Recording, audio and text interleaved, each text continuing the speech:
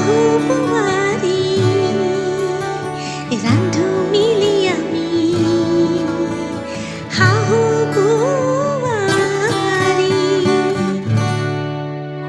everyone, welcome to Hahubari Pakhor. I am Papuri. Namaskar. আৰু মই ঈশা আজি মই আইতা ধনদা কুমাৰী শইকীয়াৰ ৰান্ধনী কিতাপৰ পৰা এটা ৰেচিপি লৈছো কঁঠালৰ গুটি পকা খৰিচা আৰু সৰু মাছৰ আঞ্জা মই আজি তাকে প্ৰস্তুত কৰিম আপোনালোকৰ আগত এইটো আমাৰ একেবাৰে থলুৱা সিম্পল ৰেচিপি ইয়াৰ বাবে বেছি বস্তু প্ৰয়োজন নাই খালি কেৱল এইটো কঁঠালৰ গুটি এটো অতি প্ৰয়োজনীয় যেহেতু এটা বতৰৰ ফল কঁঠাল গতিকে মই কঁঠালৰ গুটি পাইছো এটা সৰু মাছ আৰু পকা খৰিচা কেটামান মিঠি গুটি হালধি আন্দাজমতে নিমখ খুদ চাউল কেটামান আৰু মিঠা তেল এইখিনি বস্তুৱে প্ৰয়োজন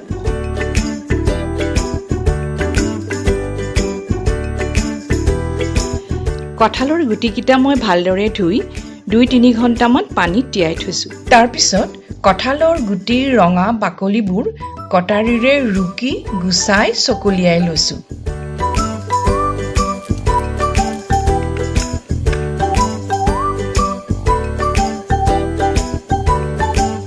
এতিয়া মই এটা লোহাৰ কেৰাহী ব্যৱহাৰ কৰিম ইয়াত লোহাৰ কেৰাহী এটা লৈছো এটা তাত মই মিঠা তেল দিছো এতিয়া গৰম তেলখিনি গৰম হৈছে ইয়াতে মই কেটামান মিঠি গুটি দিছো এই মিঠিখিনি দিতে গুটি ফুটিছে ইয়াতে মই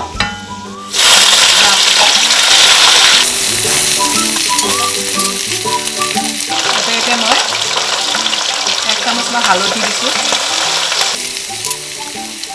নিমখ দিছো আন্দাজমতে যিখিনি দৰকাৰী এতিয়া ইয়াক ভালকৈ লৰাই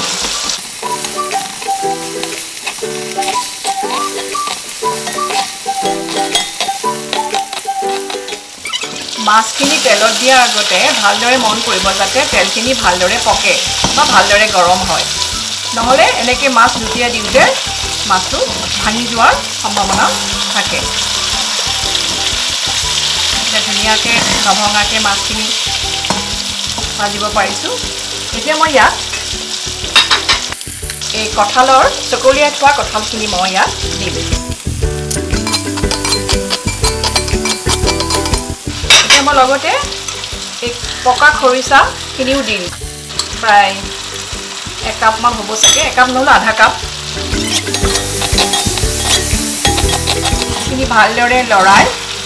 ভজা হ'লে ইয়াত মই অকণমান গৰম পানী দিম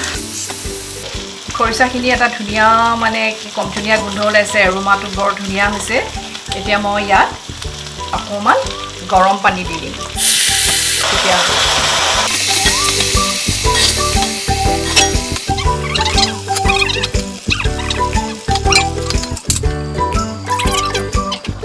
আঞ্জাখন অকণমান ডাঠ কৰিবলৈ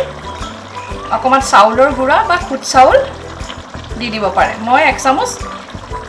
খুদ চাউলৰ গুড়া দি দিছোঁ এতিয়া আমাৰ আঞ্জাখন হৈ গৈছে মই এতিয়া অফ কৰি দিম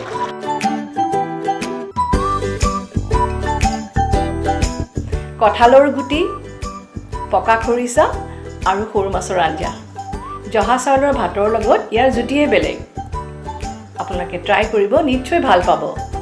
আৰু আমাক জনাবলৈ নাপাহৰিব কেনেকুৱা পালে থ্যাংক ইউ প্ৰিয় দৰ্শক আপোনালোকে যদি মোৰ আজু আইতা স্বৰ্গীয় ধনদা কুমাৰী শইকীয়াৰ ৰান্ধনী কিতাপৰ এই ৰেচিপিটো ভাল পালে তেন্তে এই ভিডিঅ'টো লাইক আৰু শ্বেয়াৰ কৰিব আৰু আপোনালোকে যদি আমাৰ চেনেলটো এতিয়ালৈকে ছাবস্ক্ৰাইব কৰা নাই প্লিজ কৰিব পুনৰ একবাৰ লগ পাম নতুন এটা ৰেচিপিলৈ তেতিয়ালৈ আহোঁ বাই Hahubari,